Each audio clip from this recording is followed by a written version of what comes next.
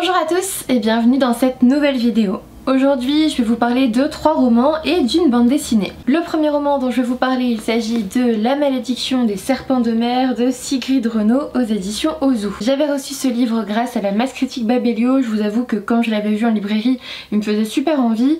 En tout cas, on va suivre Cornelia, appelée Nell, qui vit avec son père adoptif et qui va du jour au lendemain se retrouver kidnappée par un corsaire.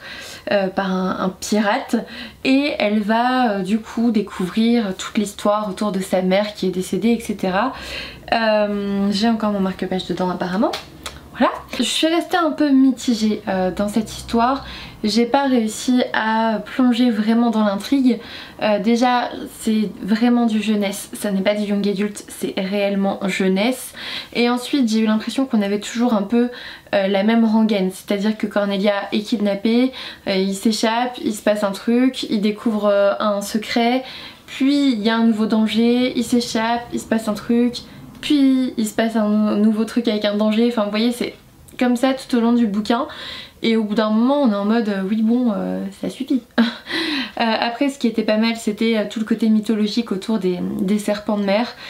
C'était vraiment bien développé, c'était assez sympathique. Je vous avoue que j'ai terminé ce roman en lisant beaucoup les dialogues en fait, parce que j'en avais marre. J'en avais marre, c'était une bonne lecture mais c'était pas fou. Après peut-être que c'est parce que j'ai du mal avec la littérature jeunesse en ce moment, parce que je sais pas, le personnage principal est assez intéressant, ça reste une jeune fille forte, indépendante, qui a envie de savoir, qui se lance dans l'aventure, donc pourquoi pas. Après les personnages à côté, moi j'ai bien aimé par contre tous les pirates autour d'elle, ils sont tous singuliers, assez charismatiques, ils ont une personnalité qui leur est propre, mais l'histoire derrière, j'ai eu du mal à accrocher jusqu'à la fin. Bon, la fin est assez prévisible, hein, mais ouais, j'ai eu du mal à accrocher. Il y a quelques rebondissements par-ci par-là qui sont assez surprenants et qui sont assez intéressants, qui donnent une nouvelle tournure à l'histoire. Bref, je sais pas si je suis la mieux placée pour parler de littérature jeunesse en ce moment, parce que je sais pas pourquoi mais ça me gonfle. Pendant un temps je ne lisais que ça, et là ça passe plus. Je crois que ça reste là. J'arrive plus à lire des romans pour les moins de 11 ans. Donc c'est tout, hein, on va plus en lire. C'était plutôt pas mal, je pense que pour la cible en tout cas ça pourrait intéresser, notamment ceux qui s'intéressent aux pirates, etc. Ça fait quand même une belle aventure avec un petit côté fantastique, donc pourquoi pas. Mais moi je vais me séparer de ce roman, hein, je vous le dis tout de suite, parce que il m'a pas plus convaincue que ça et je me suis un petit peu ennuyée malheureusement. Du coup j'ai tout à fait changé de registre et j'ai lu Si je me souviens bien d'Hélène Lebris aux éditions Erol. Dans ce roman on va suivre Marthe qui est atteinte d'un Alzheimer précoce en fait. Elle a moins de 60 ans je crois au moment de cette histoire, et elle a mis plein de stratégies en place pour porter sa mémoire, étant donné que sa mémoire est défaillante, sa mémoire récente est défaillante. Elle va mettre plein de stratégies en place, donc elle va avoir des carnets, des listes, des post-it partout, enfin voilà. Comme on se retrouve dans la peau de Marthe, dans la tête de Marthe, on se rend compte qu'elle répète énormément les choses et tout ce qu'elle oublie en fait d'un jour sur l'autre, c'est assez hallucinant.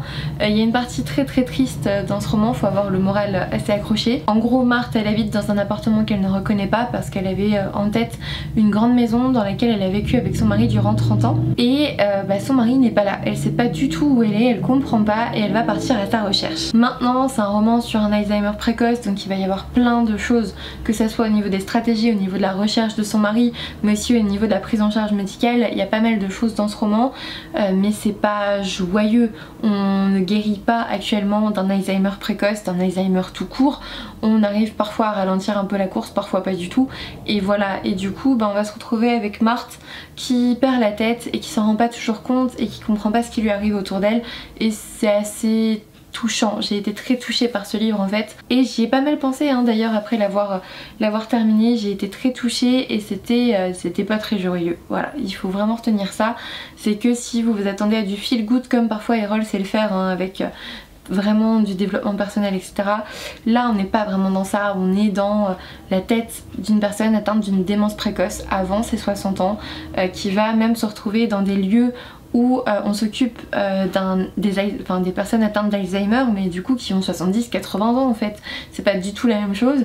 Et voilà, il y a une partie intéressante, il y a une partie qui nous fait assez sourire, et puis finalement on se retrouve de l'horrible vie de Marthe finalement, et de ce qu'on peut faire pour elle ou ce qu'on ne peut pas forcément toujours faire pour elle. Et sa recherche d'Adrien est aussi très prenante. Donc voilà, j'ai vraiment bien aimé ce roman, il fait réfléchir, mais il faut avoir le moral. Alors à la fin on est quand même pas très bien quand on le termine. Du coup j'ai encore totalement changé de genre et je vais vous parler du roman de Jacques Expert, Le jour de ma mort, aux éditions Sonatine. Dans ce roman on va suivre Charlotte. Charlotte qui est une jeune femme parisienne, mais genre le cliché de la blonde parisienne idiote. Elle est c'est une bécasse cette fille, c'est un truc de dingue. Franchement du début à la fin j'étais là mais qu'est-ce qu'elle est bête. Mais qu'est-ce qu'elle est bête. Mais oh là là, une bécasse. Franchement elle mérite des claques parfois. C'est genre, vous voyez le cliché de la nana blonde qui meurt en premier dans un film d'horreur, c'est elle. Voilà, c'est elle. Et avec ce titre là on se doute que c'est un peu compliqué, hein, voilà. Du coup on suit Charlotte, une petite parisienne qui a un chat, un petit copain, des amis, etc.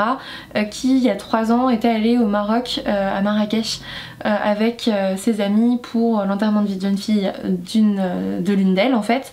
Et elles avaient à ce moment-là vu un voyant très respecté là-bas et tout. Et ce voyant lui avait prédit qu'elle allait mourir de façon très brutale et atroce dans 3 ans, le 28 octobre. Et on la découvre le 28 octobre, minuit. Et elle fait un cauchemar et elle se rappelle de ça, et du coup bah tout va changer dans sa vie. Forcément elle va pas être tranquille quoi, parce que malheureusement elle va s'apercevoir que le voyant avait prédit des choses qui se sont avérées exactes à toutes ses amies. C'est quand même assez flippant.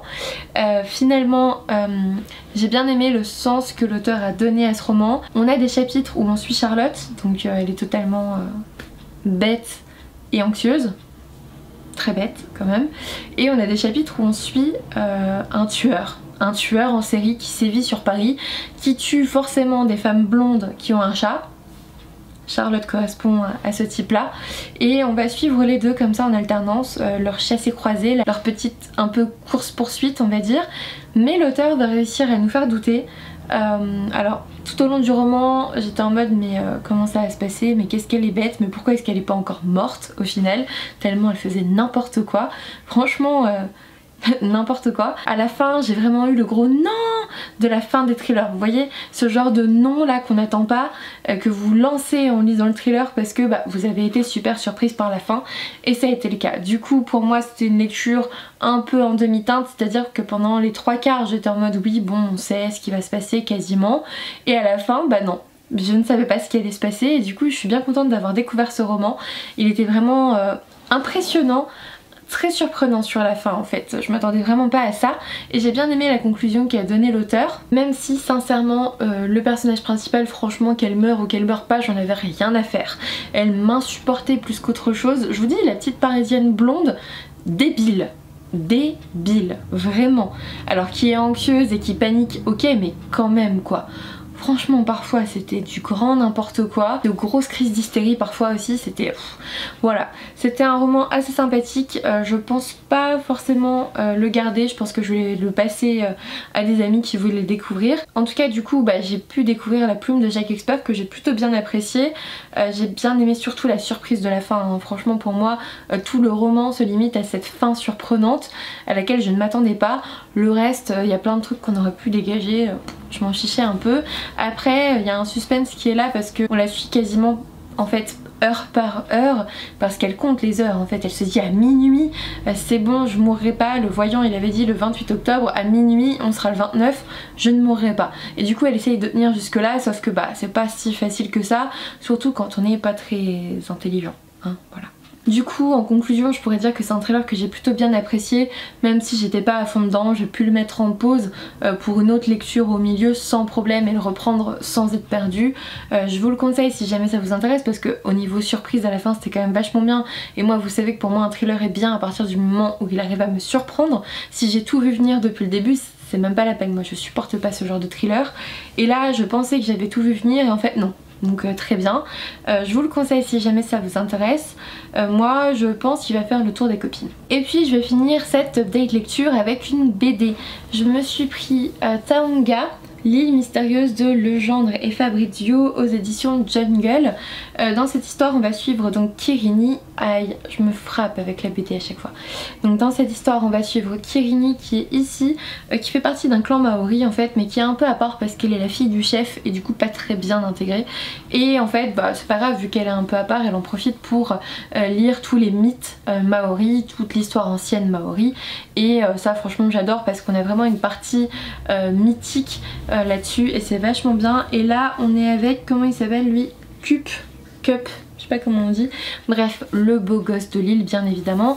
Et leur destinée va totalement changer le jour où en face de leur île il y a une autre île qui apparaît. Alors où est-ce qu'elle est cette île? Est-ce que je peux vous montrer? Voilà, en fait ici je vous montre comme ça un peu les dessins, on a une autre île qui apparaît au large ici et du coup forcément les deux vont se retrouver sur cette île mystérieuse et en découvrir tous les secrets. Au niveau des dessins je vous montre par exemple la première planche.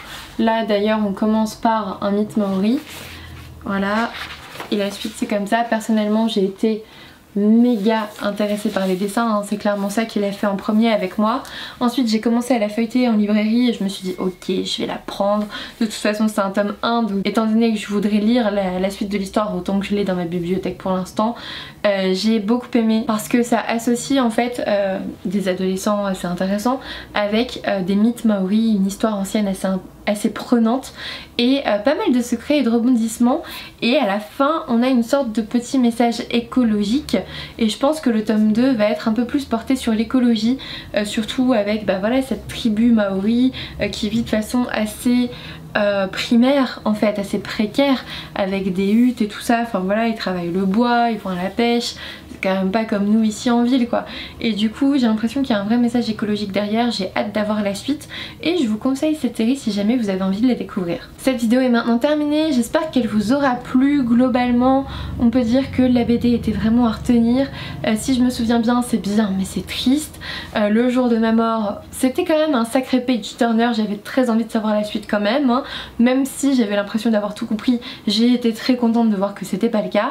Et le premier, voilà, c'était bien mais je me suis un peu ennuyée, donc voilà. J'espère en tout cas que ça vous a globalement intéressé. N'hésitez pas à me dire en commentaire si vous avez déjà lu un de ces livres ou si jamais ils vous font envie, ça me fait toujours plaisir de le savoir.